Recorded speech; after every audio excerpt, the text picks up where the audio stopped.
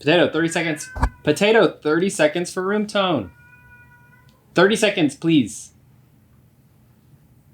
We should hide all the money. 30 seconds.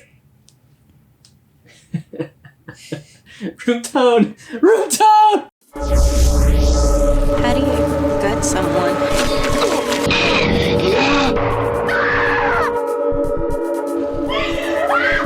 Always trust my gut.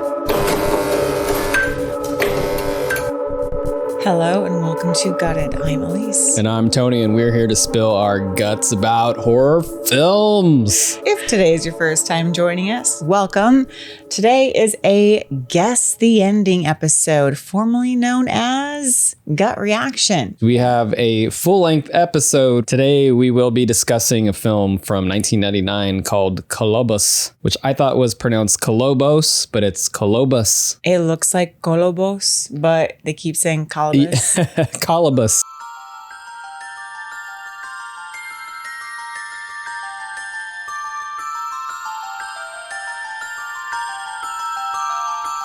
Kolobos from 1999, directed and written by Daniel Liatowitsch.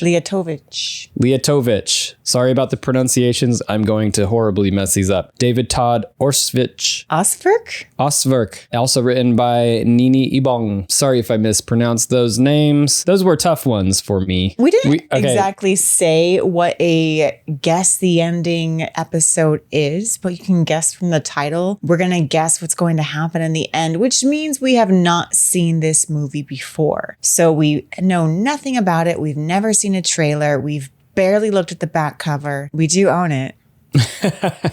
With that said, we do own it. We do own this, but we have not looked too deeply into it. That being said, we know nothing about this. This episode is an episode in 4 acts. First, we will recap the first half of the film, which we have already watched.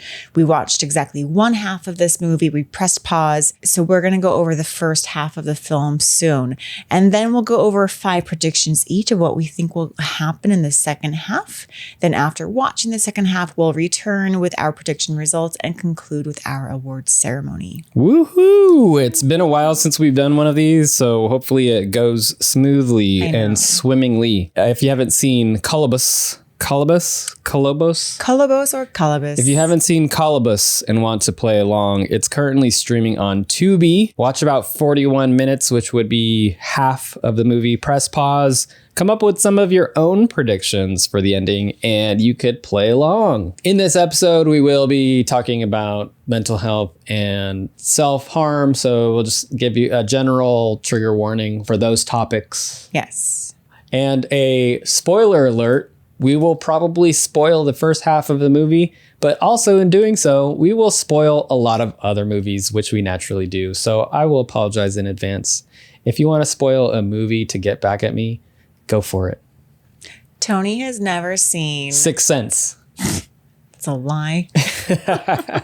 Tony, why are we covering this? For one, we have not seen this movie. For two, we put out a poll of some movies that we wanted to cover on Instagram. Kolobos is the winner of that poll. Thank you, everybody, for voting. Thank whoever you, all 5 voted. of you. All 5 of you who voted. We had 3 movies in the poll. We had Kolobos, we also had Spree, and we also had Let's Scare Jessica to Death. We had not seen those 3 movies at the time of the poll. We have since watched Spree, so we can't do that one anymore. Spree got second place. Actually, Spree tied. Spree tied with Kolobos. Was it like 1 vote each? It was like Spree and Kolobos each got 2 votes, and then Let's Scare Jessica to Death only got 1 vote. 5 people. Thank you so much for participating. Thank you. We appreciate it. Keep a lookout for those other polls because we do appreciate your participation. Yeah. Okay, Aleece, why do we own this? We own this lovely Blu-ray copy of Kolobos because we were in Boise and we went to a wonderful store called the Boise Record Exchange.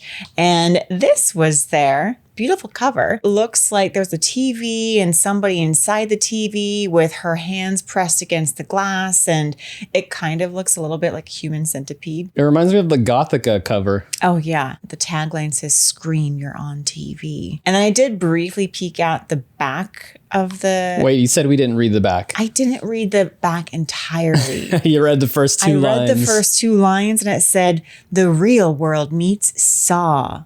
And I was like, ooh. Sold. Take my money. Yeah. 1999. This was pre-SAW. It was a proto-SAW film. And we thought that would be a great film to predict the second half. And of course, we got it because it was Arrow Video. So they have some interesting titles. They usually have really pretty covers. Not that we're only getting these for the covers, but yeah. That's a big part of the horror movie buying experience. When we used to be in the video store walking around, a lot of times you would choose the video to rent based off of the cover. Yeah. What were your initial expectations for Kolobos? I don't know how I got this in my head, but I thought this was maybe a Japanese horror film. I have no idea why I thought that. Maybe it's the era, maybe late 90s, early 2000s. There were a lot of great Japanese horror movies coming out at the time. It's true. Is that when Ringu came out? Around that time, yeah. So I thought if this is a proto-SAW movie, or as they're advertising on the back, there's also sort of a saw in the O of the Kolobos. I thought it has to be Japanese horror because US horror stole a lot of its ideas from Japanese horror around that time, especially. And the fact that we had not heard of it, I could see you thinking that it was an international film. Yeah. My initial expectation of it was that it was going to be some sort of gory movie that has to do with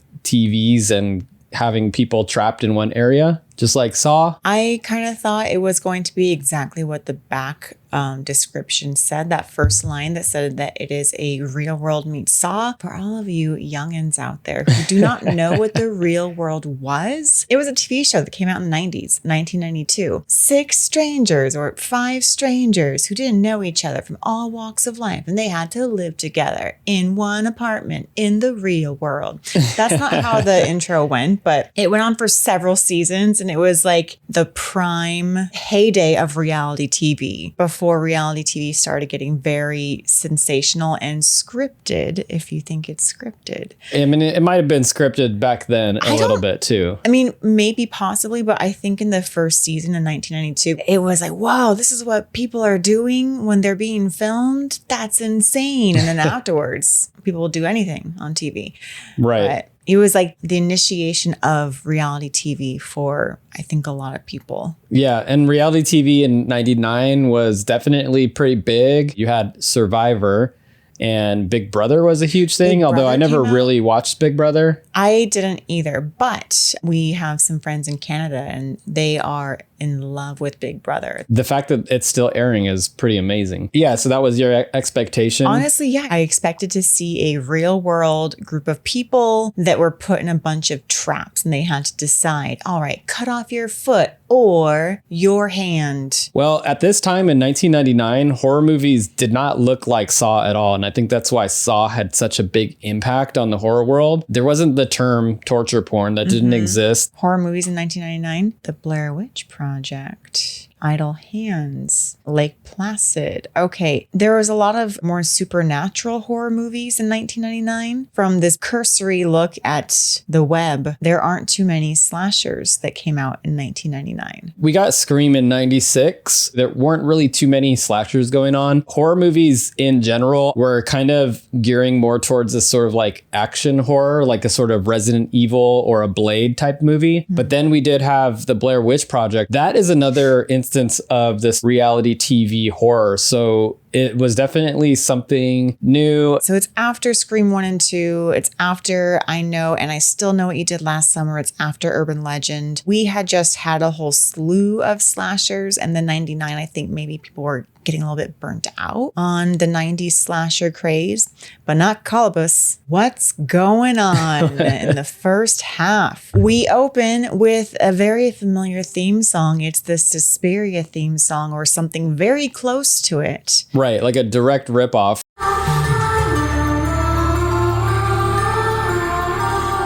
Against this Suspiria theme song, we see Manic sketching with a manicured hand, doodling these really creepy images of faceless figures and scarecrows. Always a great way to open a horror movie. Intercut with another pair of hands with black gloves, and they're like tying wires and setting up 6 monitors in this house. And so it's like manic drawing and then also house prepping for this real world TV show. There's someone, and it's sort of like this point of view shot. They're stumbling through an alleyway and they get hit by a car. Yeah, we cut hard after the sketching. We cut hard to like panicked, labored breathing in an alleyway. We see blood. We don't see the person. We are the person's eyes. Yeah. There's a lot of that late 90s cut action where it's like a quick fade out to like a fast motion into a slow motion cut, like a MTV Cribs. MTV alleyways. This person, I'm assuming is a female, is hit by a car, and the people get out of the car. They're like, oh no, you hit her. These wounds aren't from the car. These wounds came from before. They call the ambulance, and then we cut to the surgery room. We still get the first person POV. We're looking up and we see like 6 doctors and nurses and surgeons looking at us, and they're talking very rudely. Right. They're laughing. They're like a group of Dr. Giggles over here. Yeah, they're chuckling at this person. They're like, oh, ha ha, you got all cut up. I don't know. Those aren't the direct They're like, quotes. we're going to make you pretty again. Yeah, like, oh, this person used to be so pretty probably. Oh, don't worry. Beauty's only skin deep. Yeah. Don't worry. Let's see about making you pretty again. They say the words pretty or beauty at least 3 times in this little scene. Just firing off all kinds of things in Elise's brain for prediction. Yes, that's being filed away for my predictions later. So this character ends up in the hospital next to some like chatty lady who's... Chatty lady, yeah. Chatty Cathy. She's reading a newspaper and watching some America's Funniest Home Videos. Some guy getting hit in the groin area by a football. Classic 90s another comedy. clue? Is it? Well, you know, the reality TV thing and the whole true. like, you know, Jackass and America's Funniest Home Videos. Yeah. You know, these are all things in the media that were Everyone's a star. easy criticisms for Everyone's famous. movie makers and horror Famous movies. for 15 minutes. Yeah, exactly. Yeah. And then we see a doctor and a detective trying to question us as we are the victim, still with that first person POV. Well, she's bandaged. We see her and we see her eyes. We see one cut, like 1 or 2 brief glimpses of the victim finally. Yeah. And we're assuming she too. I mean, I feel like I think it's pretty obvious it's a female. Yeah. We see her eyeball, and we see that her eyeball is surrounded by bandages. And the detective's trying to question her, and to no avail. He's like, fine, I'll be back. And the detective leaves, the doctor leaves, and then Chatty Cathy, the chatty roommate next door, opens up her curtain. She's like, oh man, you look like you could be a runner-up in a King Tut lookalike contest. No tact. Right. And also no acting skills. I know. She doesn't pause. She might have been reading her lines from the newspaper. Yeah, this was her audition monologue, and she was told not to pause at all because they had to save time. This movie's only 82 minutes long, so that's why. Yeah. But, you know, it wasn't distracting. I would say that if I were in this person's role, I probably would have done worse. Yeah. So. I will say this kind of like when we are getting these interviews from all these people, it is kind of like confessional style, because as we, as the audience, are in the place of the victim, like we are looking at all these people talking to us. Yeah. It does feel like those confessionals in those reality TV shows where they're just talking straight to the camera. Yeah. Like the doctors, the detective, the roommate, they're all looking straight at the camera and delivering their lines without taking a breath. Kind of like a reality TV show. Exactly. It's like we are already part of the reality TV show. Right. And then so in the next scene, then we get that reality TV. The best part of reality TV is like when the contestants are interviewing for the place on the show. The roommate reads the personal ads, and she reads like, oh, this is an interesting ad. Need 5 people not afraid to live together and show their emotions. And then we get to cut to our 5 contestants. Right. We have perky blonde lady who works at a fast food joint. We know her name is Tina, which we learn later, but she's super bubbly and She works at a hot dog stand. She works at a hot dog stand, total stock character. It's like her motivation was just to be as bubbly as possible. And she's like, look, man, I'd be great for this show. I'm so progressive and all that shit. And the car at the hot dog stand's like honking at her. Like, he's like, can I get a hot dog, please? I just want a hot dog. And she's like, hold on. I'm interviewing, okay? I don't have time to do this after my 4-hour shift. And she's like, cut the camera. I'm going to give our special customer some lemonade. And she like unzips her pants and is about to pee in a cup. And I'm like, that's not how a woman pees in a cup. First of all, we don't just unzip and pee. This is our quote unquote reality TV, but it seems so far from reality. Right. So almost like tongue in cheek, like making fun of reality TV contestants. Exactly. And then our next contestant, we have Erica Tyler. She's our stock vain actress who is it? She's like, cameras? I'm okay with nudity if there's cameras everywhere. I don't jumped care. Straight to nudity. Her set for her interview has like the lights, the backdrop, whereas Tina was just in her hot dog stand. Right. And selfie style. Yes. Erica's like, nope. She's like, I'm going to make this a full-on production. And then next up, we have the typical late 90s, early 2000s bro guy. He's this like stand-up comedian. He's immediately offensive. He's working like a women's convention or something like that. He's telling these very sexist jokes like, I'm Rudolph and that's no nose. This is your typical of that era. He's totally homophobic and and sexist. He has that classic hedgehog style haircut. Maybe a Dane He's Cook. Very Dane Cook. Offensive. Doesn't give two figs about who he offends. Next, we have the complete opposite of Tom. We have Gary, our sensitive film student who's really interested. Is he a film student? Yeah. Oh, okay. He's like, I started taking these Western film classes and I'm really interested in film. Okay. He just came off as like the academic. He's wearing a turtleneck. All these like stereotypes of characters is really like two-dimensional. Does seem a bit tongue-in-cheek. He's like, it doesn't matter if you have a 6-foot alien or somebody battling their own personal demons. And he kind of looks off in the distance like, oh no, Gary has personal demons. Oh, see, I didn't read that. Oh, okay. I was distracted by his roommates because he's still in the dorm. So is he like a college freshman? I don't know. Is he the RA? The people in the background are mooning and flipping off the camera. And then lastly, we have our main character. Our main final girl, perhaps? Kira Mitchell. Kira Mitchell. She lives at perhaps a halfway house or rehabilitation center for individuals with perhaps mental illnesses. And of course, she's an artist. Not a real artist, though, she says. She just likes to sketch. She's wearing overalls and long sleeves. She has scars. Emotional and literal scars. She accidentally shows one of her scary drawings and she's like, no, wait, stop, not that one. They'll think I'm a freak. And then she very aggressively turns off the camera. So she has like an angry spark in her. So something's going on with Kira. Yeah. We cut to the present. The female doctor and the male surgeon are talking together about the victim. Right in front of her, very, again, tactlessly.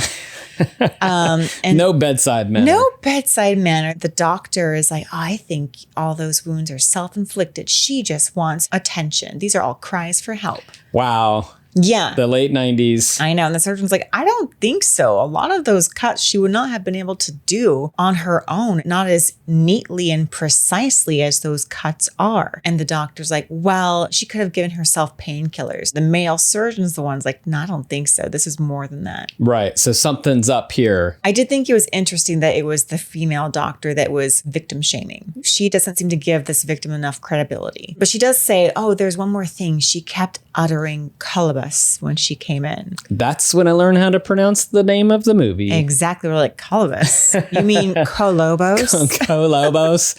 Maybe is that like the California way to pronounce this? So it's Kolobos, apparently. And then we flash back to our contestants getting ready for their first day of their game show or their reality show. And Kira's talking to Linnea Quigley. Ooh, we got a nice little cameo from Linnea. Yes. Linnea Quigley, who I think plays her counselor at the rehabilitation center. Yeah. And Linnea's like, just go have fun, be yourself, and don't be afraid to show your drawings. Kira's like, no, my drawings are scary. Yeah, she even folds them in half so that nobody can see these drawings. Yeah, she only lets her really innocent drawings show. Like, oh, here's a picture of a person looking happy.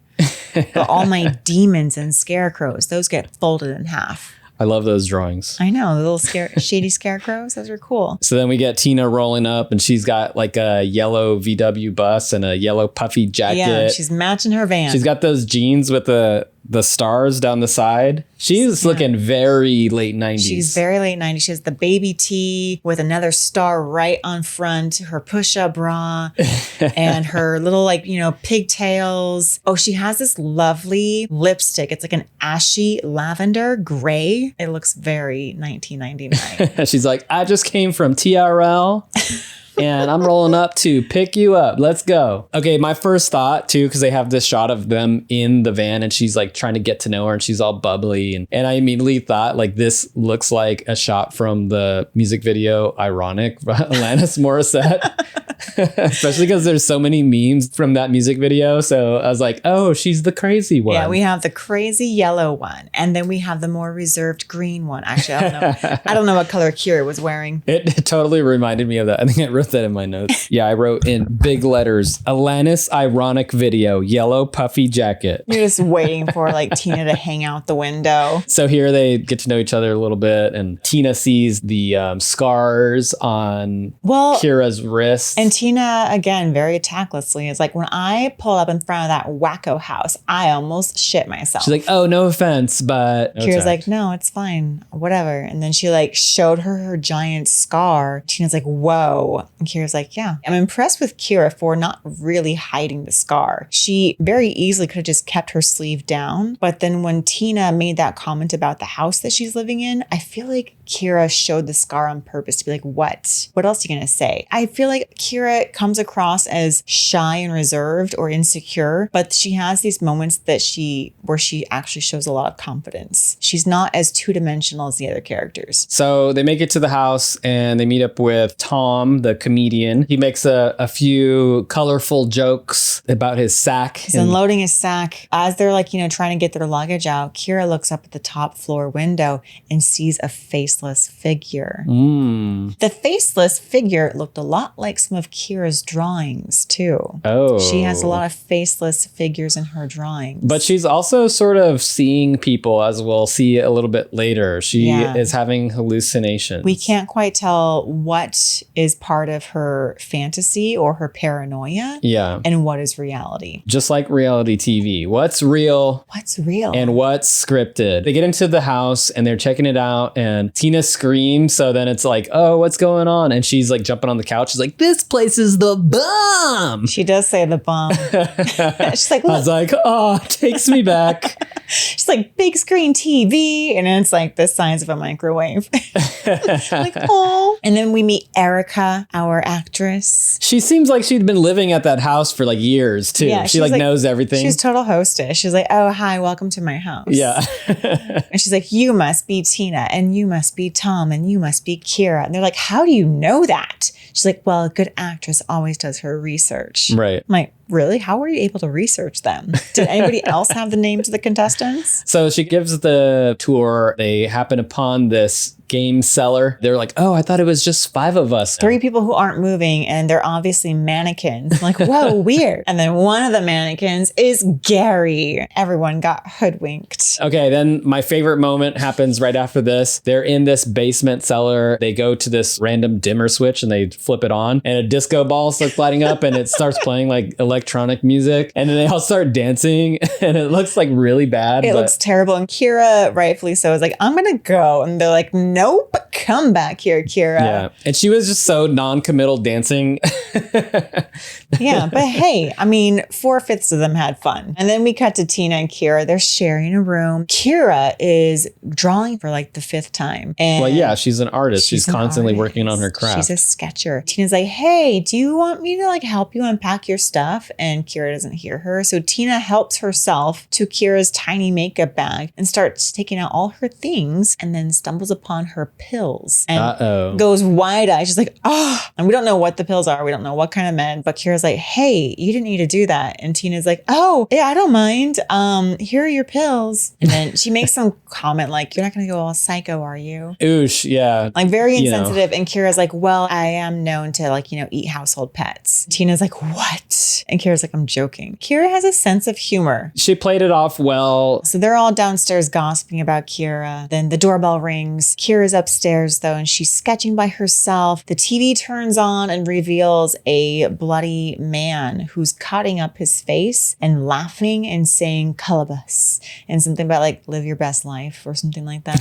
He's like, live, laugh, love. Live, laugh, Kolobos. love, Kolobos. The TV turns off. She's like, oh, I gotta go to the bathroom and maybe take 4 pills. And she thinks against it and puts all the pills back and takes nothing. She sees another figure, this time in the mirror. She's like, whoa, I'm like hallucinating, but is she? Eventually she ends up downstairs and it's time for pizza with the director of the show. He's like, just be natural, you guys. We have cameras everywhere. I'm going to be in a trailer out back, so don't worry. Enjoy the pizza. Yeah, he seems like a nice guy and he doesn't seem like evil or nefarious or anything like that. He got them all pizza. And then Erica follows the director to the door, of course. And she's like, so are there any standout performers? And he's like, yeah, there might be 1 or 2. Yeah, they're flirting. Kira finally goes down for dinner. Everyone wants to see her art. And she's like, okay. She brings her sketchbook to dinner, of course. Yeah, she's like, they're not very good. They're just sketches. And she shows a sketch that she just did of Tina. And Tina's like, whoa, this is amazing. Erica's like, can you do me? And Kira's like, sure. Meanwhile, Tina, Gary, and Tom are looking at the folded in photos, the scary drawings. And they're like, they're like, whoa, okay. Whoa, what are these Something is people? Wrong with this girl. These are too disturbed. And Kira is like, those are mine. Give them back. She like yells at them and grabs her sketchbook and runs upstairs. They weren't even that bad. I've seen worse from children in horror movies. Yeah, exactly. Poltergeist 2. It wasn't even all like black crayoned out with red eyes. Nothing like that. Very thoughtfully sketched. In right. pencil. A little bit of eraser. Yeah, she probably didn't have time to finish the faces yet. That's why they're all faceless. Yeah. She's going to get to those later. Kira goes upstairs and sketches again, and she's falling asleep over her sketch pad and drops it on the floor. A hand from under the bed grabs her sketchbook. Yeah. And then goes to like touch her arm. Is she hallucinating? Is this real? Is this that person she saw in the window? We don't know. We're going to find out. Meanwhile, downstairs, everyone else is forced to watch Erica's movies. And this was actually one of my favorite parts of the movie so far. Is they're watching the Slaughterhouse Factor 1 through 6. Yeah. I think they get to 3 and everyone's like falling asleep. Yeah, but Slaughterhouse Factor 1 through 6, they all star Erica as the killer, Fanny Van Druven. And she gets really offended when the other people aren't into them. She's like, hey, this is a big deal. The main killer is a female. She's like really upset that no one's impressed. And she's like, I'll show you. I have my killer's mask in my bag. And she's got props from the movie. Yeah, they just wrap set the night before. Yeah, it looks a lot like the mask from Alice, Sweet Alice with a missing tooth for some reason. Gary's really into it. Gary actually is really into it. He's like, I love the juxtaposition between the last scene and this scene and the way that the light cascades from like dark to light. Tom and Tina are like asleep on the couch together. Everyone immediately kind of couples up. Tom and Tina are hugging on each other a little bit. Tom and Tina, the two insensitive folk. And then Gary and Erica, both into film. Kira maybe has a thing for Gary. Maybe. And he did, when she was going to go leave the dance party, he pulled her back and did one of those spin moves. Oh, okay. Wow. Okay. So maybe there's a love triangle. All kinds of, reality TV shows has got to be love triangles. There's always a love triangle, even if it's one day. So we're watching The Slaughterhouse Factor, one of my favorite movies of all time. Yes. After watching this, hold on, we need to talk about this in detail.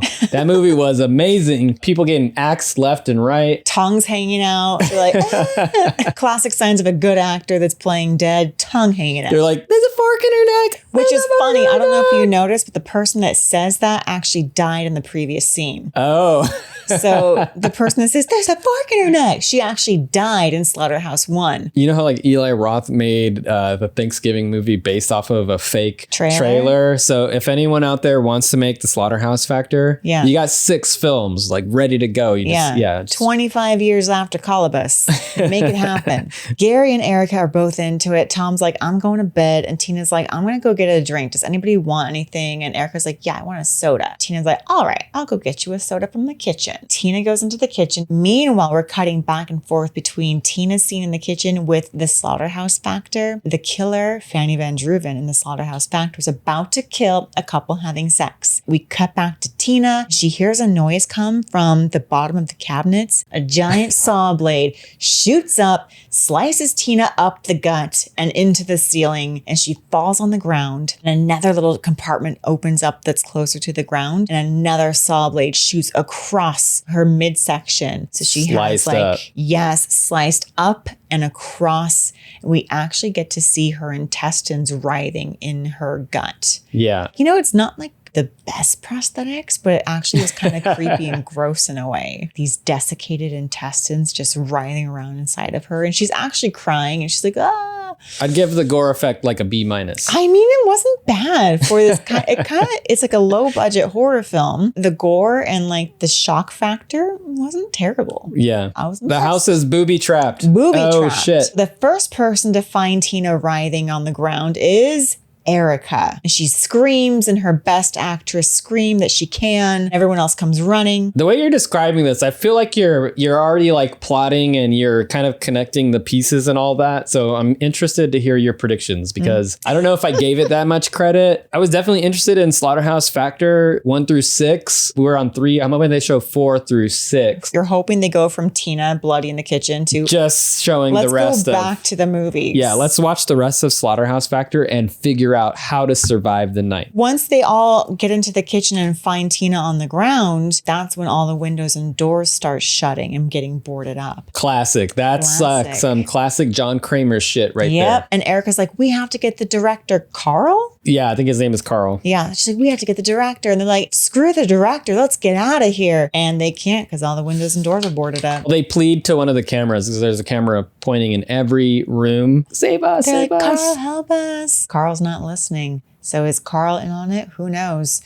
And Gary's like, okay, I'm going to take charge. We have to be productive here. And Tom's like, I don't know what to do. Like, get some towels and shit and like wrap up her belly. Gary's like, that's a good solution. Let's go get some towels. I'm like, that's not going to do it. She needs some staples. Staples, maybe some duct tape. Yeah. Is there a field medic in the house? Need it. Look under the kitchen sink. There might be a med supply. Who knows? So Gary's like, all right. Tom and Kira, you stay with Tina because she's barely alive still. Me and Erica, we're going to go upstairs and find some towels. So everyone's splitting up. Classic Scooby-Doo. Usually I hate it when they split up, but this seems like the most logical splitting up in horror movies, where it's like, you can't drag Tina with you. She'll break in half. You have to have a couple people there with Tina, 2 people, buddy system, go upstairs. Okay. So yeah, Gary and Erica are heading upstairs. We see a little like booby trap rig thing. We hear some gadgets in the foreground and we see a shadow. And that's when we cut. We had to cut. One of the things that I've learned the most from these Guess the Ending episodes is that the action always happens right at the exact halfway point of the movie. Yeah. Before we get into our predictions, I want to know what you thought of the first half. I'm definitely entertained. I love this premise of taking the real world contestants and sticking them in a Proto-SAW trap. Have we seen that in a movie before? I feel like that's probably been done. We saw it in Saw 2. Saw 2. Yeah, in Saw 2, that's when you have like your big hodgepodge group of people. They're in this house, kind of like the real world. I mean, it's not a reality TV show, but they are being recorded. I know there has to have been another movie where it is more of like a reality TV show. And the contestants are being killed off. If someone can think of one, you can make a comment or email us or text us. Is there a movie with that premise that has happened? And did it happen before Kolobos? Let us know in the comments. But yeah, I mean, it's an interesting setup. It's just sort of like reality TV show turned to a horror experiment kind of thing. There's a lot of questions. Who is Carl? Who might be in on it? Is Kira seeing things? Is she not seeing things? And what do you do when things get real? As far as the movie, I would say that this movie is clearly influenced by Suspiria, and what is the connection there? And the only thing that I could really come up with is that I see parallels of the main characters of Suspiria and Kira. In Suspiria, it follows a young woman who is going to this ballet school, and there's all kinds of like spooky things happening. Things happening below the surface. I think this film probably is very influenced by Suspiria and other like bigger Italian giallo films, because we do have the black gloves, the faceless figure, the unraveling of the female psyche, and then with the Suspiria theme song in the beginning. And maybe that wasn't a ripoff, maybe it was more of an homage. Okay, the beginning actually reminded me of Dream Warriors. In the beginning, when Patricia Arquette's character is like trying to build a house with like popsicle sticks and stay awake, and she's drinking her Coca-Cola and pixie sticks and stuff. Like all those like crazy drawings that Kira was drawing, it just seemed like this is stuff that she dreams about. And in order to keep from having that nightmare about it, she has to put it on paper. If this movie is kind of playing more of the tongue-in-cheek side of, reality TV and these one-dimensional characters, then I think I like it a little bit more. But if you take it seriously, it just appears to be like bad acting and also like kind of, I don't know, just annoying characters and just generally kind of like low quality. But I'm going to hold out and say that something interesting is going to happen in the second half, because so far in the first half, my favorite part was the slaughterhouse factor. The movie within the movie? Yeah. You just want to watch that fake movie. And the dancing. Those two parts were pretty amazing. All right, let's get to our predictions. Predictions. All right. 5 predictions each. We've had to limit ourselves because we get a little wild on the predictions. When we first started doing these, I think we did 10 each, and it was too much. We were just rifling them off, just kind of one after the other. Yeah. This person dies and this person dies. Yeah. So for now, our predictions, we have 5 predictions each. This can be who will die, who will live, plot occurrences, or like really anything. Moments, it's kind of, and we do score these. But the points don't really mean anything. They're just for bragging rights. Yes, they do. Because I think in a previous episode, someone won by like 4/74ths of a point or something like that. That one got crazy. Prediction number 1, because I was at first when I was watching this, I was like, this is totally set up like a bad slasher movie. Mm-hmm. And so that I think that all the characters are going to kind of get knocked off one at a time. I even had the order of the deaths. So we had Tina, first one to die. Tom, he's getting it next, Mr. Funny Man. And then Erica, the lady of the house. And then after that, is Gary gonna get it? I don't know. Question mark. Kira. You can't have a question mark prediction. Okay, Gary is not gonna get it. Okay. But he's gonna be the next in line. That kind of flows into another prediction. Wait. So in this one prediction, you have all the deaths in one prediction. I have the order of the deaths in one prediction. And then Kira's our final girl. Okay. Yeah. That's all. But there's an asterisk next to Gary. And I think that's okay for a prediction. Okay. Because I'm going to explain it later. That's all one prediction. Yeah. Okay. Yeah. Prediction 2. It's just the order of deaths. Okay. So if I get the order incorrect by a hair, then, I'm going for a difficult mode here. I don't want to take the easy way out. Prediction 2, there is going to be a message that comes onto the TV. Okay. In the SAW style, faceless or someone who's going to come on the TV and say that each of the contestants have to kill each other or be killed. Mm-hmm. So if you don't participate in the game, then the house will get you, will booby trap you. You'll get sliced. They had to make an example of Tina just to let everybody know that, hey, this is serious. Like you all are going to die here. Prediction 3, Kira survives. Is that my cop-out prediction? Because we actually don't know who that person is that's wrapped up. We are assuming that it's Kira. We are assuming it's Kira because of the eyeball color. And she appears to be the main character. Yeah. It appears to be all about her. There are all these questions, though, when I was watching is this a flashback? Did this happen before? But then I'm pretty sure the opening scene is the end of the movie. It's kind of one of those structures. And I'm pretty sure that's Kira. So I want to say that's my gimme prediction. Yeah, that's a good one. Anyways, this is when it gets crazy. Okay. 4 and 5. 5 being the Whopper, but 4 is almost, it's like a half Whopper. It's like a Whopper Jr. Okay, what is it? Faceless is related to Gary. Gary is our character who is obsessed with movies, our film student. And he has this critique of academia. He says at one point during his interview that academia can only take you so far. You need to get out there in the world to really learn. So I feel like this whole experiment is part of his experiment. He's getting out there in the real world. Literally in the real world. Okay. And the fact that he was so into the slaughterhouse factor, I was just like, okay, something's up with this guy. Yeah, never trust a guy in a turtleneck. Nah. And then my Whopper, this is the big one. What is it? Even bigger than the last one. What is it? The whole experiment Was a dream. is a setup to help Kira deal with her mental illness. And the actors, including Erica, who's the obvious actor, is all faked like it was a movie. However, that's not the end of the prediction. The social experiment was messed up because Faceless went rogue.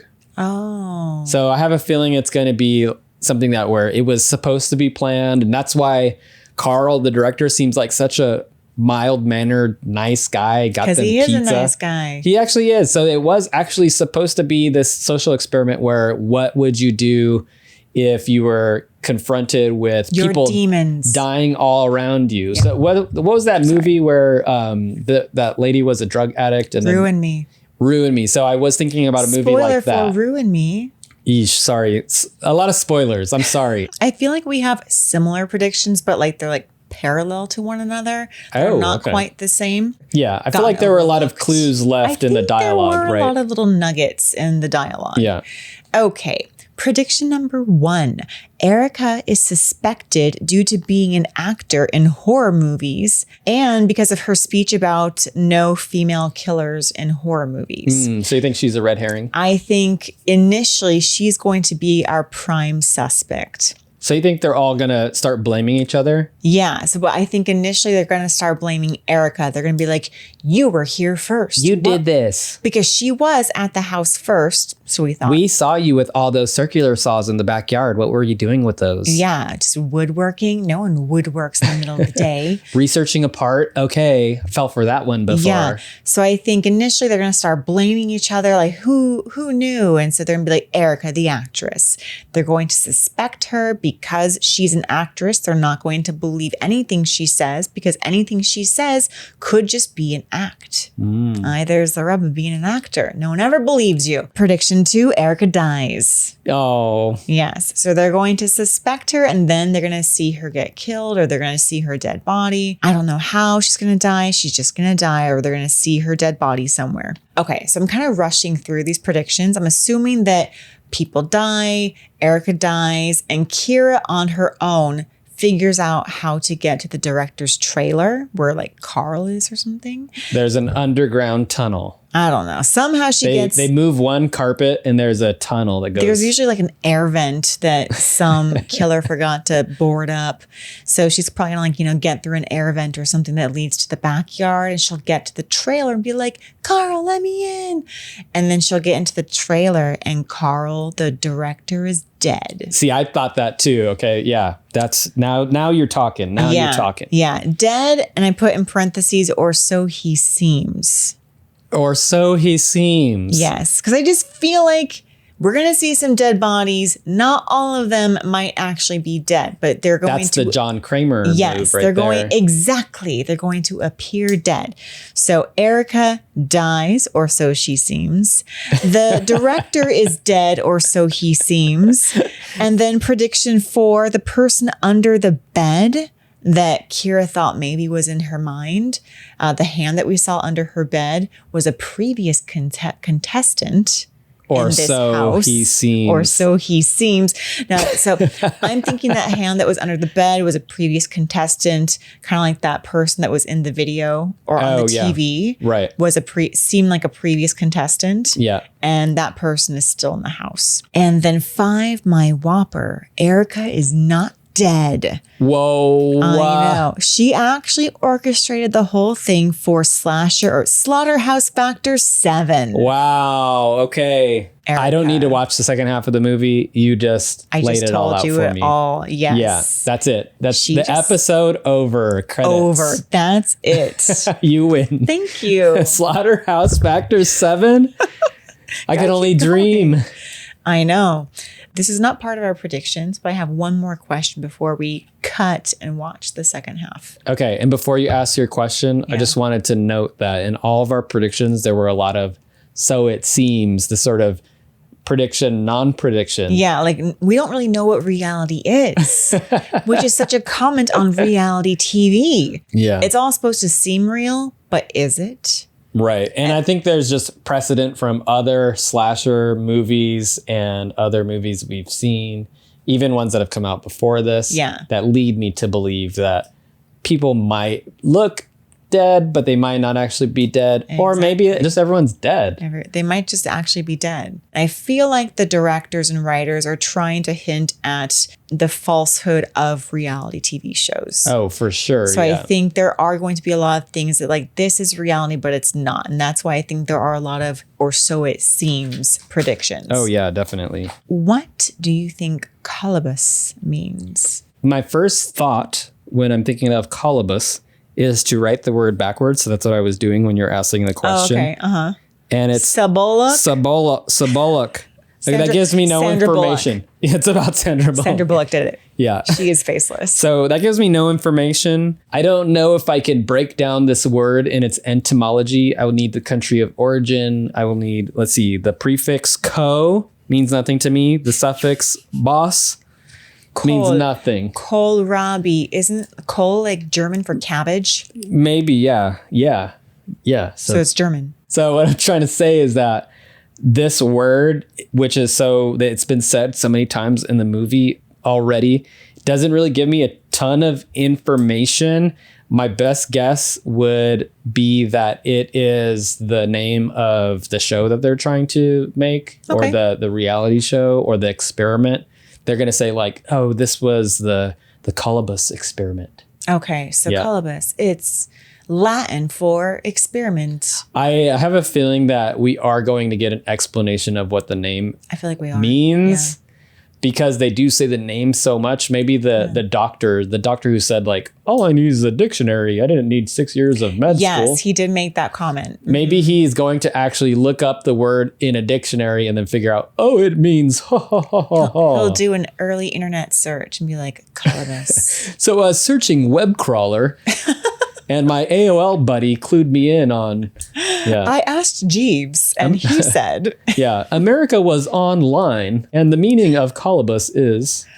Well, I have a prediction for Kolobos. Yes. What's your prediction? I did similar to what you did. I wrote it backwards. I thought, is it an anagram? I rearranged all the letters. Oh.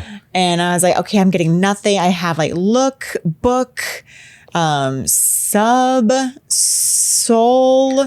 Book soul. Box soul. Yeah. And I was coming up with nothing. I was like, I don't know what the anagram could be. And then I thought, well, maybe it's an acronym. Oh. Maybe Kolobos is an acronym for something. And so I thought of all these different things that it could possibly stand for. And there were certain words they said a lot throughout the movie. They said beauty and they said skin.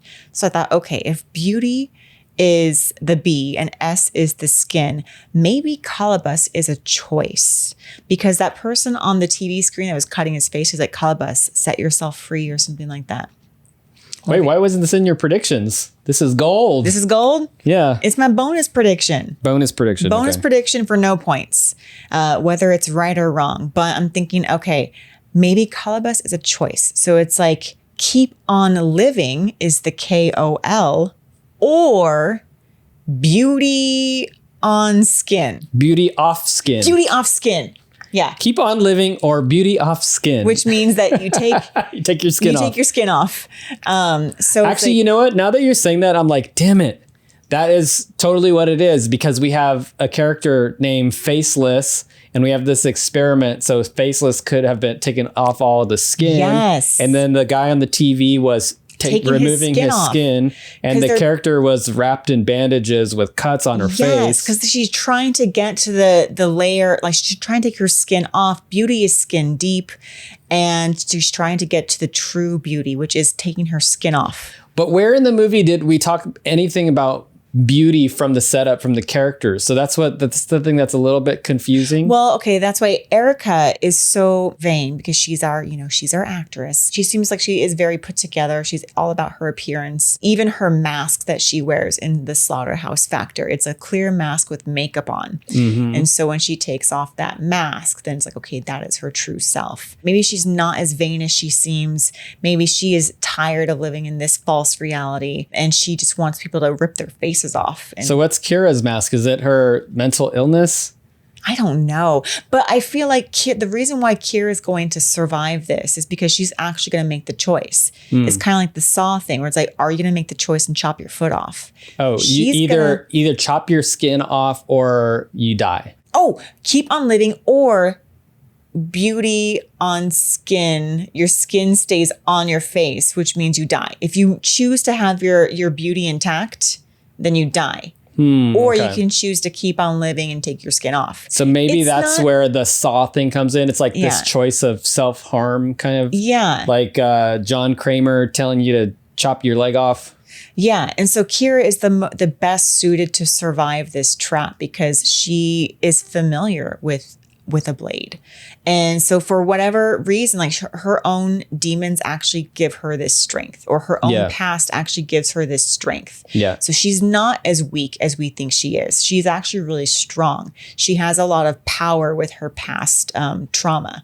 And this is going to enable her to actually go through with taking her flesh off her face and survive the night. Okay. Yeah. Now that just makes me rethink all of my predictions. These are trash. Get rid of them.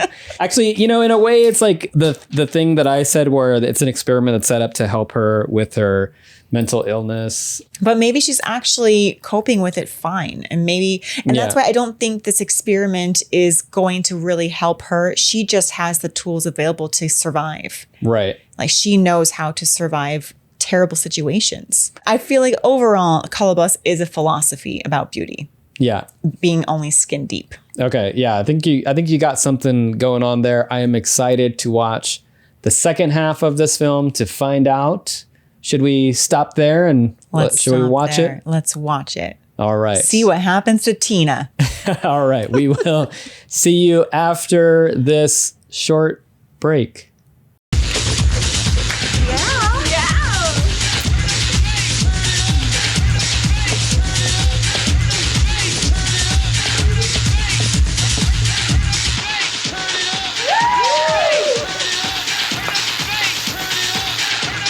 We are back. That was Kolobos. Sorry. Kolobos. I keep saying Kolobos. I don't know why I refuse to call it Kolobos. It's probably actually pronounced Kolobos, but the filmmakers call it Kolobos. Kolobos. And so does every character in the film.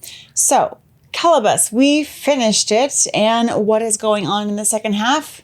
We left off with poor Tina writhing, split open down the middle in the middle of the kitchen. Gary and Erica go upstairs to find towels. I don't think they ever found them. They got distracted. Downstairs, Tom and Kira are attending to Tina, and Kira's like, turn off the TV. Tom's like, fine. So he goes off, leaving Kira and Tina by themselves. The lights go out, and when they come back on, who is missing? Tom. No, Gary. Who is missing? Actually, Tina. A bunch of people are missing. Tina's missing. She leaves nothing but a bloody print in the middle of the floor. Yeah. And Kira's like, what? How did that happen? And Tom is also missing. Kira's freaking out. Everyone comes rushing to her. Tom, Gary, and Erica are like, what's wrong? Where's Tina? Kira's like, I don't know. Then they go to the dining room and there is dinner set. I don't know. Dinner set for them. And Kira tentatively goes over to the dinner bell plate. Plate and cover. We all know what's underneath. She lifts off the cover. It's a honey baked ham. Honey baked Tina. Tina's sitting on that silver platter. Kira's like, well, now I need my pills. Gary's like, yeah, let's go upstairs and get your pills. And Tom's like, no, it's not time for pharmaceuticals. So insensitive.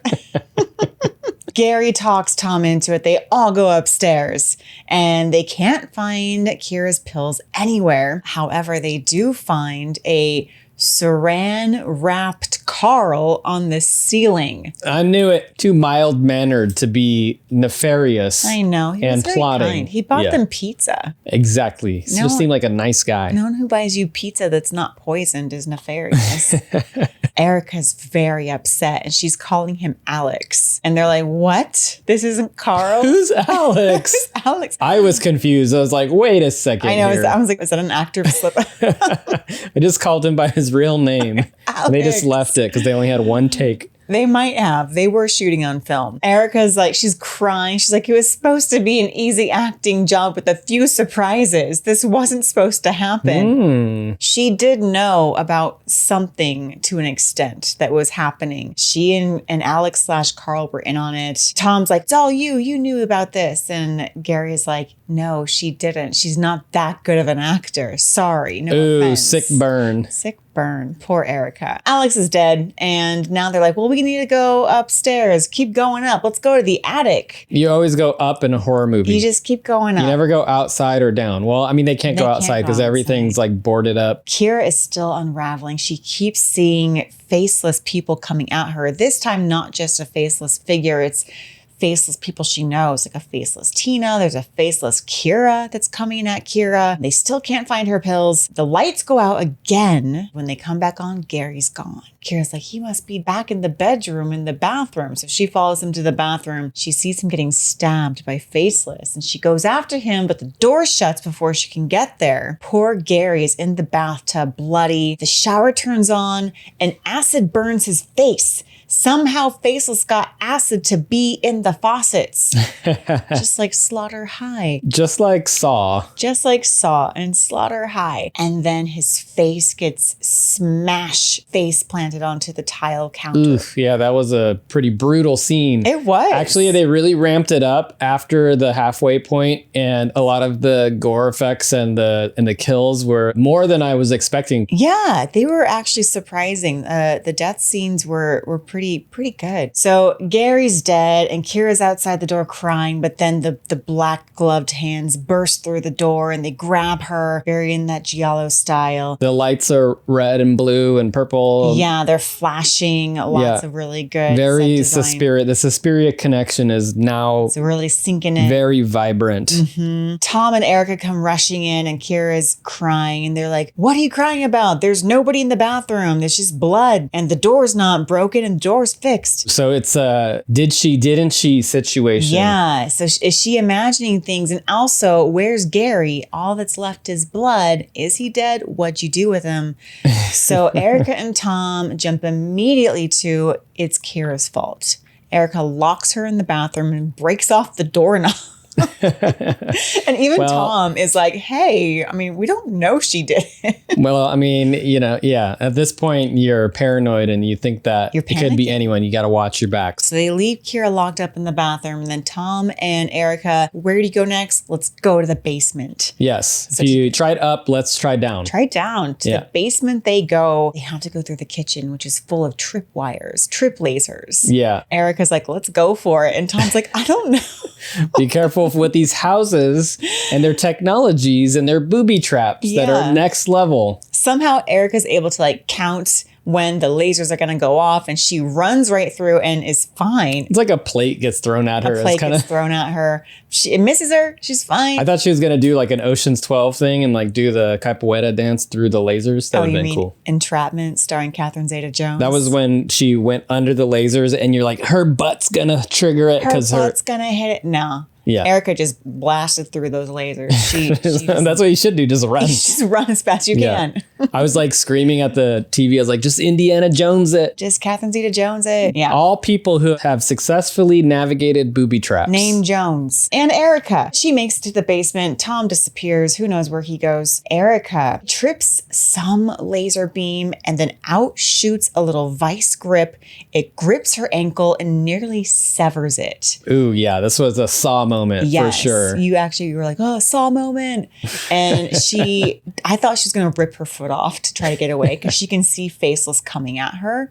But she actually manages to pry open the vise. She gets her like little limp foot out of there and stumbles away. We see that in the basement, there are so many animal heads and antlers mounted on the walls, and you know what's going to happen. Yep. You know where this is going. Faceless grabs Erica and slow motion moves her towards these antlers in the middle of the wall. And at first we're like, is she going to get like Linnea Quigley'd? Silent Night, Deadly Night. Silent Night, Deadly Night. But instead she gets zombied, where it slowly puts that little pointy thing into her eyeball. Yes, as they do in many a giallo film. Erica is done. Kira back in the bathroom. She's like, there's nothing wrong with me, and bursts out of the bathroom. Kira's in the basement and she sees dead Erica on the wall. She actually sees dead Tom. He's been hung just like in one of her drawings. Tina's head is no longer on a silver platter. Instead, it is suspended in the air and it's been turned into a disco ball. Very fitting for Very her. fitting. I thought that was cool. That's the way that Tina would want to go. They're all displayed. Kira's crying and Faceless shows up and they're battling. He's like, your drawings inspired me. She's like, no, they're just drawings.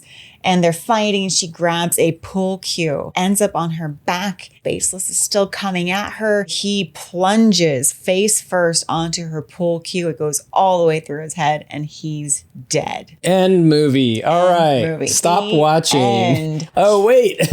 I also forgot to mention, Faceless did manage to slice up her face a little bit with a straight razor. Kira, all bloody, she stumbles out, and then we cut back to our present day. Her hospital room, her bandages have been removed. She looks fine with a few scars. They made her pretty again. Her doctor counselor comes in and says, hey, Kira, I need to talk to you. The detective went to that house you were talking about, and there was no house and there were no bodies. Oh, okay. So we think there's something missing here in your story. She's like, what? You think I made it up? How dare you?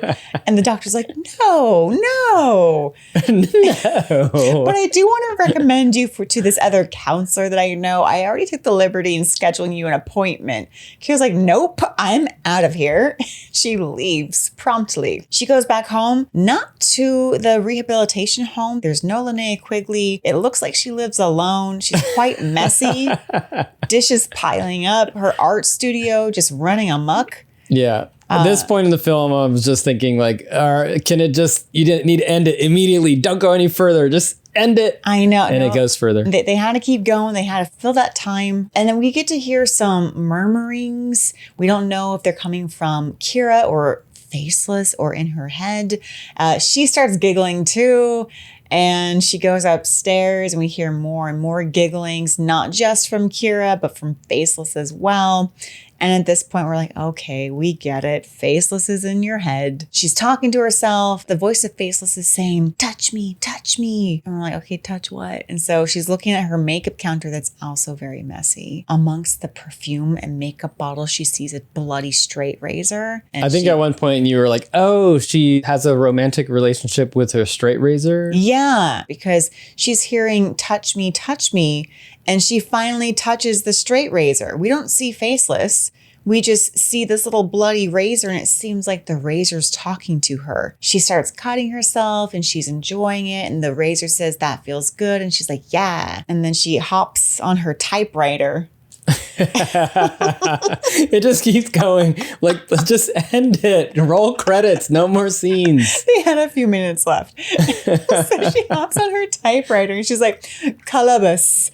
This is Greek for mutilation. Zeus mutilated something of his and then created man. And I'm like, okay, we're tying in Greek mythology now and Zeus. But we did get the definition for Kolobos. And then after Kira's done with her short story, she hops on the phone. She's a busy lady. She's like, I want to place an ad on the personals. I need some freeloaders, 5 participants willing to be on the real world. There's a hand, Faceless's hand, and we get a nice close-up of Kira's teeth. She has really great teeth. And she places her ad, the same one that her nosy neighbor roommate at the hospital repeated earlier. The cycle continues.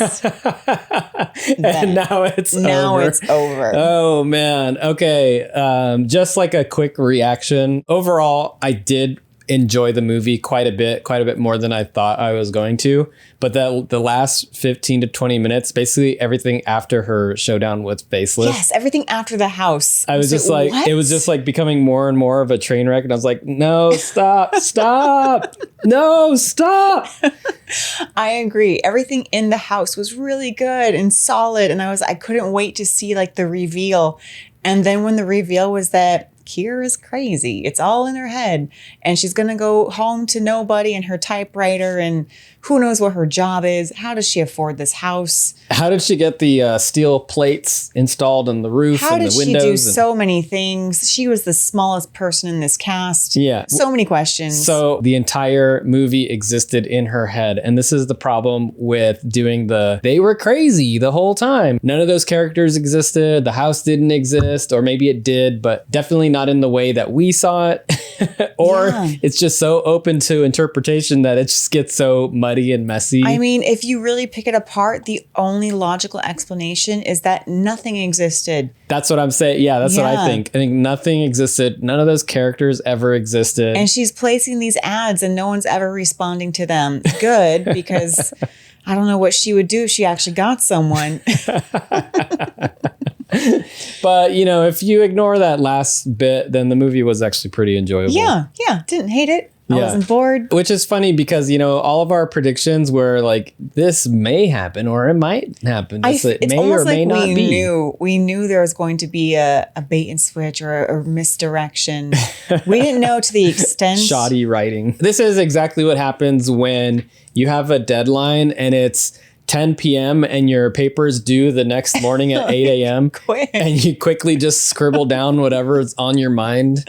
This is the result here. So, yeah. And so then that brings me to some of the tidbits. We did watch a couple of the featurettes, and we did learn that the three filmmakers, Daniel Liatowitsch and David Todd Ocvirk, those were the writer-directors. Another one of the writers was Nne Ebong. They were all recent film grads when they were given the green light to make this film. They were told, you have a month to get an idea together and write it. Right.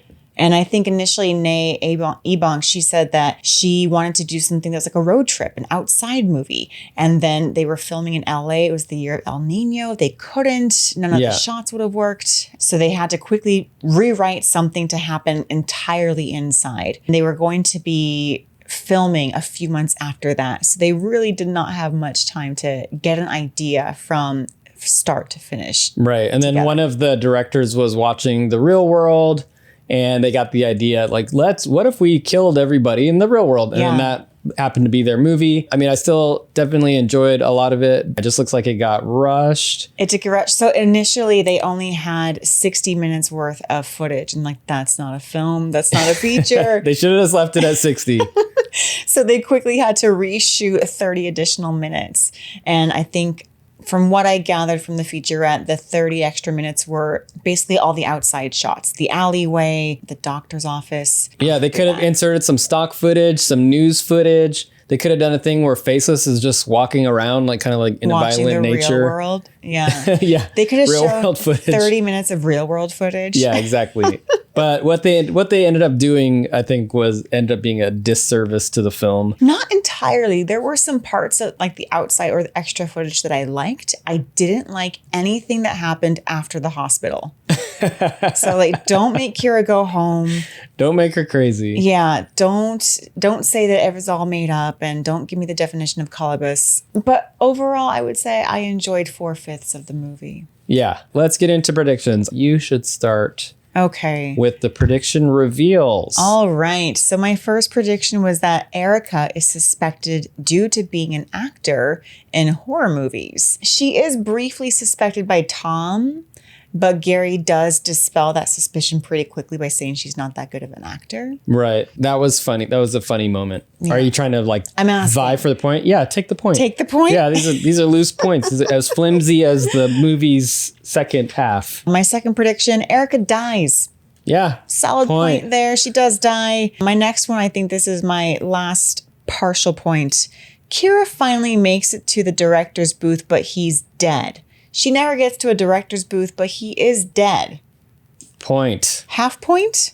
I'll say half point. Half point. Okay. We're on the honor system here. A half point here. My fourth prediction, the person under the bed was a previous contestant. No. Apparently it was no one. There was no contest. No contest, and that was not a real person, apparently. And fifth, my whopper, Erica's not dead. She's actually orchestrated the whole thing for Slaughterhouse Factor 7. That would have been amazing. But no, they didn't do that. That's a big fat 0. So my total is 2.5. Let's see, I might have some crazy fractions here. Great job. My predictions, I had order of deaths. Tina, Tom, Eric, and then Gary. I was trying to up the difficulty level. Yeah. I mean, yeah, they died. Tom, Erica, and Gary all died. Yeah, I'm just going to give myself a 0 there. That's a point. They all died. So I'll give myself 1/8 of a point. No, I feel like planning the order of deaths, that's really hard. So hey, I was in for the challenge. give yourself, how many characters? I gave myself 1/8. They all died. Because all 4 of them died, I would give you 4/5 of a point. You did not get the order. Okay. And I'm going to round it up to 1, so that's All a right. point. Point. Good.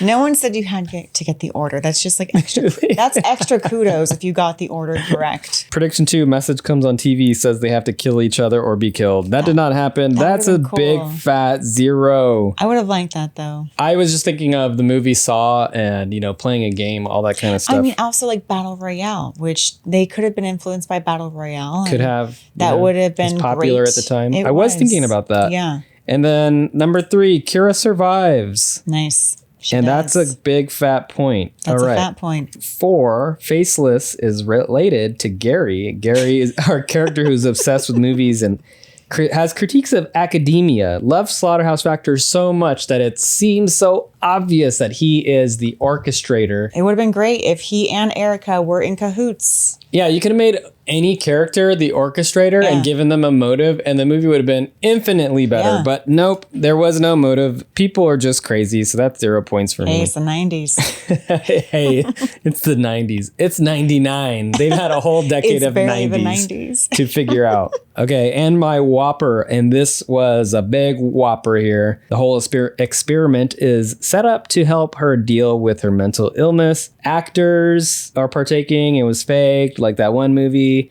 And Okay, in a way, she did set it up to help her with herself.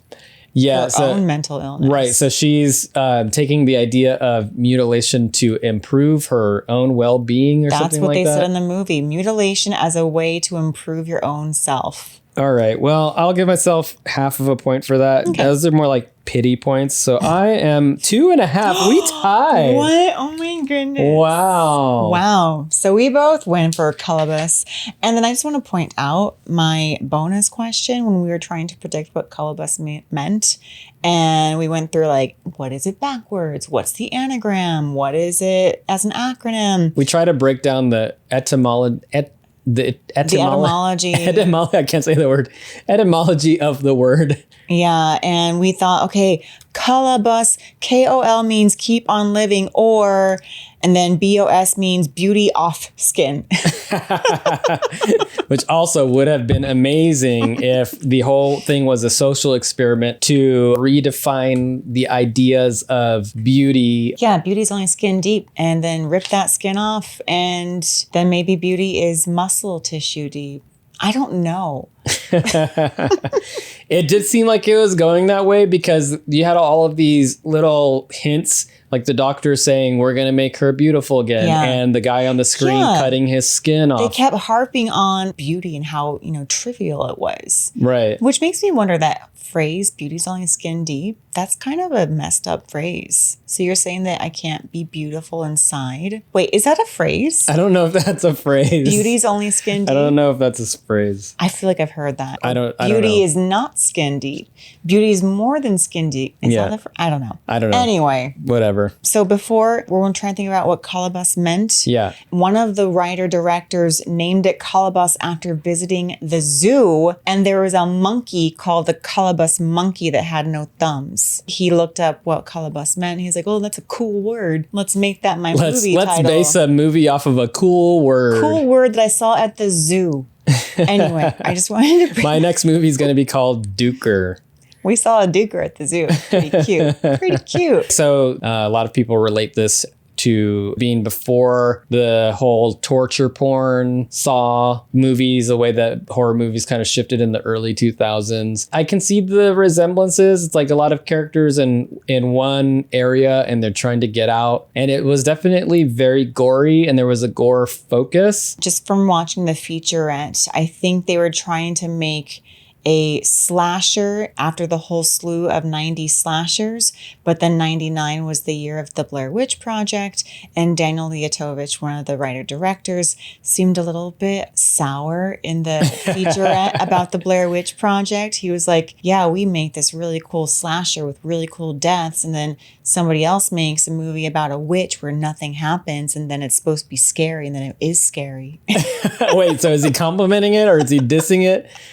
We couldn't quite tell if he was like bitter at the Blair Witch Project or if he liked it or if he was just kind of annoyed at the timing of their own movie. The other thing to mention about the movie is there are some very, very obvious influences from Giallo films. Yeah. Suspiria comes to mind. They do the lighting thing. They actually have many moments and shots that look like they are right out of Suspiria or Tenebrae. They're very, very close, borderline ripoff of some of these However, things. if you say homage, then it's more respectful.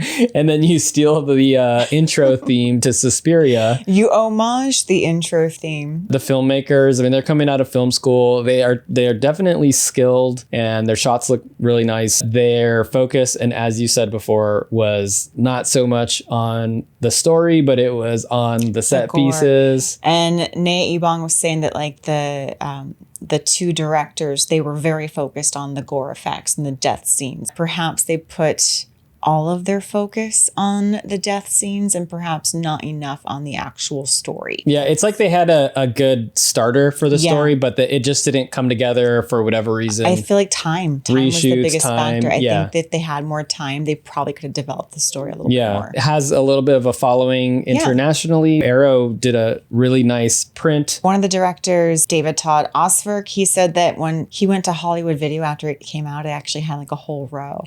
We always talk about our like blockbuster Hollywood Video rival. Hollywood Video had it. A full row of Kolobos. Full row of Kolobos. Nice. That's awesome. Good job, Hollywood Video. Thinking back to 1999, Aleece, would you say that this movie has aged like a fine wine, a pumpkin, or is it a Twinkie? Pumpkin, only good at the time. Twinkie, just as good now as it was then. Or a wine, is it better now?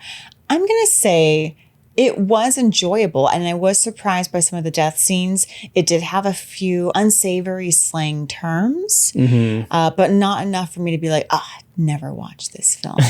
So I'm going to say Twinkie, just as good now as it was then. Okay. I'm actually going to give this one a wine. Okay. I'm sure when it came out, it probably wasn't well received, but now it does have a little bit of a cult following. Yeah. And yes, it's severely outdated. Some of the writing in it is just like, maybe take it as a snapshot of the time. Maybe like a budget wine. You know? It's like exactly. Yeah. It's the Charles Shaw. It is the Charles Shaw of wines. Yeah. Aging like Charles Shaw. It went from $2 Chuck to $3 Chuck. It's not $3, so it's upping in quality. Who knows? Anyways. Nice. Okay, so it is a budget wine. All right, next up we have the axe. What one element or character would you cut from the film? The coveted Axe Award. Yes. The axe is the ending. I just wrote in my notes, why is she crazy? We didn't need that at all. If you would have cut out the last 15 minutes of the movie and replaced it with stock news footage, it would have been a better movie. I don't know. I think it's safe to say that the ending just made everything super muddled, made it so that all of the stuff that we watched didn't exist for not a very good reason. Yeah. This person is the crazy person and made it all up in her head. She's an artist and no, come on. It cheapens the ride. It makes you feel like you got hoodwinked and you're like, oh man, I was invested in all these characters and you're telling me that they didn't exist. Like I was invested in Erica. Kind of Gary to an extent. And then you're telling me that they don't matter because they were all in her head. Yeah. I don't know. I mean, even if it ended with her in the hospital in like a straitjacket, laughing her ass off at Like The Craft. at an episode of The Real World, and that would have been like, okay, yeah, great. And then she the made last 15 minutes is her watching The Real World. Yeah, that would have been cool. I gave my axe to the title, Kolobos. Or Kolobos, because I still feel like it's probably pronounced Kolobos. So what would you title the movie? Something else. Like, I don't know, sitting alone at my typewriter or... Real Dead World. Yeah, Real Dead World. Anything else. Or Give Me My Pills. So just any quote from the movie? Yeah, sure. Just not Kolobos. Mutilation makes you stronger. I don't know. It was like a really flimsy, this is what Kolobos means and this is how it makes sense, but not really. So get rid of the title. The director said it did sound cool. It does sound cool, but it only sounds cool if it makes sense. So it would be a good alternative title. Real Faceless? World, but with like 2 E's, REEL. Real World. Best Intestines. Who gets the award for best, saddest, or most gut-wrenching death? Ooh, okay. This was a fun one because it made me think about all of the best parts of the movie and not the worst parts of the movie. My Best Intestine award is going to Gary's tooth smash. That was pretty crazy. Yeah. So he had the acid thing on his face, and then Faceless none of this actually happened because it was all in her head. Yeah. But they took his head and they smashed it into the side. And you knew it was going to happen because he's like screaming with his mouth wide open. They zoom in close on that corner, like the marble tile of that sink. And you just think like American History X. Yeah. Like so that made me flinch. So I was like, ooh. Yeah. And his face was like putty. It just caved in like a pumpkin. Yeah, that was a good one. My Best Intestines go to Tina because she kind of had like a 3-tiered death. She was the first death, which it was a good death. It like shocked me. And I was kind of surprised when I saw actually her intestines they weren't good intestines, but the fact that you could see them writhing inside her belly. And then she got slashed twice. And then she got stuck on a silver platter for dinner. And then at some point, somebody put mirror ball pieces on her face and put her on the ceiling. That's true. Yeah, that's a good point. She got like a 3-tiered, really cool death. Yeah, that's true. So yeah. mine go to Tina. All right, who's getting your first aid kit? Who's the character who was offed that you would like to come back? Faceless. Faceless? Yeah, I don't want him to be made up. I want him to come back and be like, I'm here. I'm here. I'm real. I'm ready to do some damage. I got the steel plates. Where your windows at? Exactly. Because I'm just like, there's no way that yes, if everything was made up in her head. But otherwise, there's no way she could have done all of that. Unless Faceless She set up the cameras. Yeah, what are all those scenes in the beginning with the gloves and kind of adjusting the cameras and like setting up the booby traps? Well, since it was intercut with her drawing, I guess it makes sense that while she's drawing, she's imagining herself setting stuff up. Okay. So it really is, I guess, all in her imagination, even from the very beginning. Fine, whatever. Faceless is coming back though. I'm giving the first aid kit to Tina. She was my favorite character. She had all the energy. She dropped dope slang like the bomb. Yeah. Pretty cool. Yeah, she was just like down to party immediately, and she saw a disco ball and was ready. Yeah, she was also a good friend. She went to go get Erica a soda. She'd only known Erica for a day. Yeah, she's like, "What do you want? I'll get you anything." Yeah, and Erica's like, "Soda now." So I'm going to bring her back. Yeah, I like Tina. She's cool. Yeah, I wanted to see more Tina. More Tina. All right. Who gets your second kidney award? So what character, living or dead, would you have come back in a sequel or spinoff? Okay, so originally I was going to say that I wanted to see Tina come back in sort of like a Good Burger style movie or like a Waiting, like a prequel, like all about her life. Yeah. And then I scratched it out because I was like, oh, wait, actually, no. I actually really want Erica to come back so that she can star in Slaughterhouse Factor 7 because I need that movie to be made. Yeah. I thought of you for my second kidney, and I actually brought Franny Van Druven. Franny Van Druven. You brought back a fictitious movie within a movie character? The fictitious character Franny Van Druven from the movie within the movie. Wow. So that you could have Slaughterhouse It's Factor layers. 7. Yeah. I did it for you. Thank you. You're welcome. That's very sweet of you. Yeah. Next up, we have the Silver Spleen. What element gets your second best award for the film? My Silver Spleen Award for Kolobos goes to the gore effects. It was the highlight of the movie. All of the set pieces were done really well. They were inspired by Italian giallo films, so we have a lot of eye imagery and things, piercing things, and I thought that was done well. So that's what I give my Silver Spleen to. Nice. My Silver Spleen goes to Erica, played by Nicole Pellerin. In the beginning, she is a stock, vain actress character in the movie. Yeah. She doesn't have too much depth.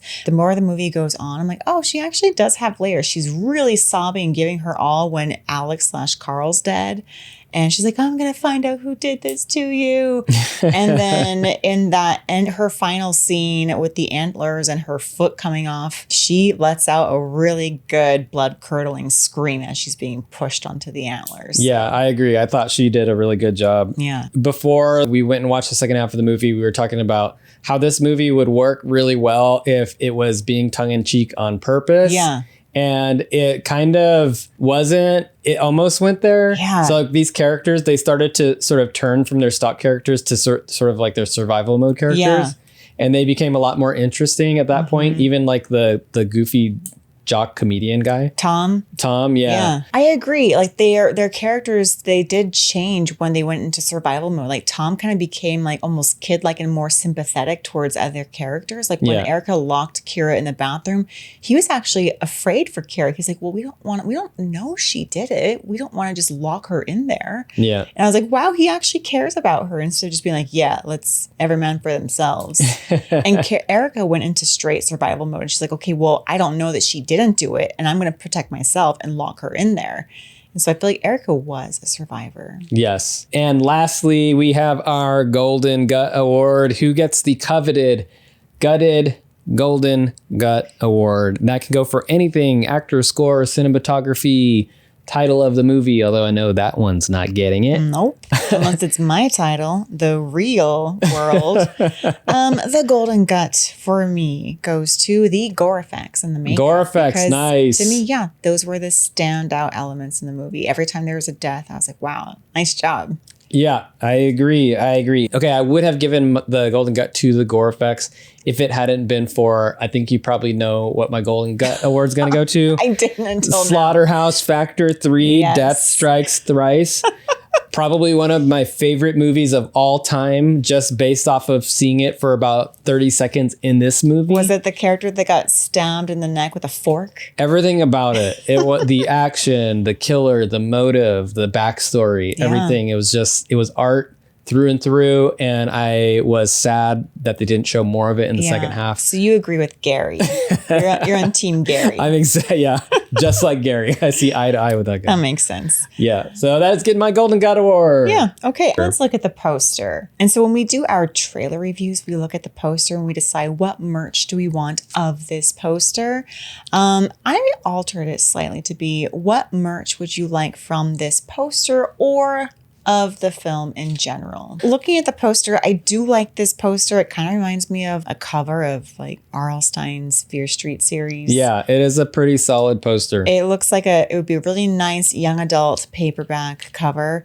However, I want from Kolobos Tino's disco head. Ooh, okay, cool. That's what I would like from the film.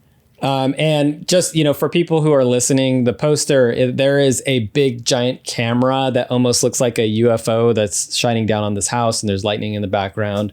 Yeah. It says Kolobos at the bottom with the O makes a saw.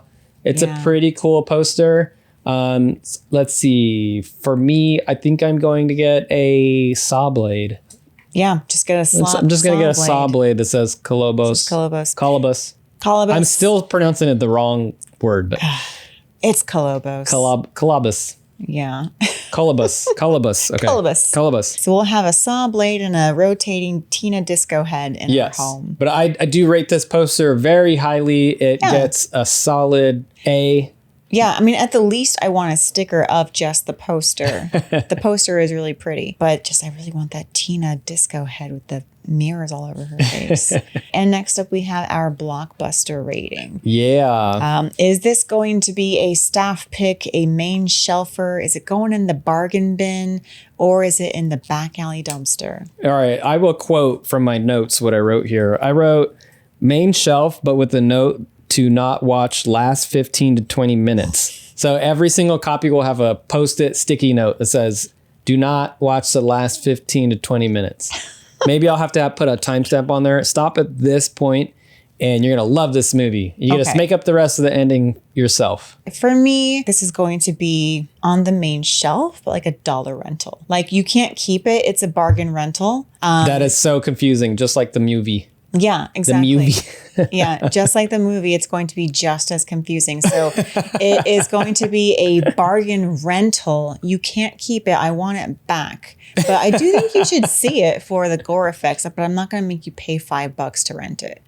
So it's a bargain rental. And then our Letterboxd rating. I gave it a 3-star bronze bladder. What's a bronze bladder? You didn't look at my Blockbuster ratings? Oh, okay. I agree. 3-star bronze bladder. It had a lot of great elements to the film. Overall annoyingness of the end, I'm just going to say like that never existed. Yeah. And I'm going to enjoy the other parts. Yeah. Yeah. I will say that the filmmakers had a time crunch. They were forced to film those last 20 minutes. They couldn't help it. It's not their fault. But they did have some really good ideas in the meat of the film. So it gets a 3-star bronze bladder. Yes, yes, yes. I do think it's worth checking out. So definitely. It's on Tubi if you want to check it out. What's your concluding thought or lesson for this film? My concluding thought or lesson to the film, the air quote, she was crazy the whole time, end quote, device is straight, and that is spelled STR8,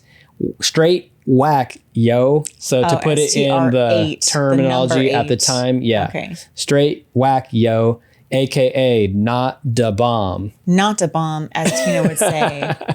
Yeah. So in the words of Tina, one of our favorite characters, yeah, she would not approve. I agree. My lesson is don't title a movie after a recent trip to the zoo. There's no need. Just make it make sense. You can still make it sound cool, but less confusing. And you don't need to include Greek mythology if it doesn't really have a place in the film. All right. Well, that was Kolobos. I am glad that we finally watched it. Overall, we enjoyed the movie, even if we kind of like, shit on it a little bit. We still liked it. So yeah, it was still good. It's still worth checking out. Yeah. It's sort of like a coffee house cover of Suspiria. Or Human Centipede. Thank you for watching and or listening. If you like what you've heard, please subscribe, give us a rating, or give us a comment or follow on Instagram, all that good stuff. Mm-hmm. This has been another episode of Got It.